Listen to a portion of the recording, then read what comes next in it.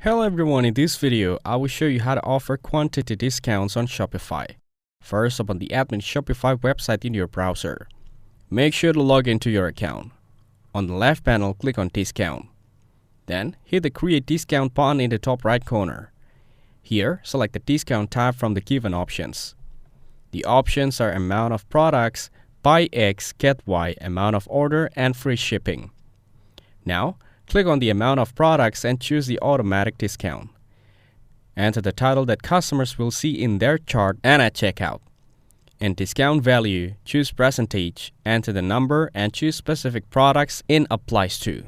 Next, click on browse and choose the products before clicking on add. If you want, you can choose availability. In the maximum purchase requirement, you can choose the minimum quality of items by entering their number. After that, mark a tick on the product discounts and select the start and end dates. Lastly, click on Save Discount to offer quantity discounts on Shopify. If this video was helpful, please consider leaving a like and subscribe to the channel. With that being said, I'll see you in the next video.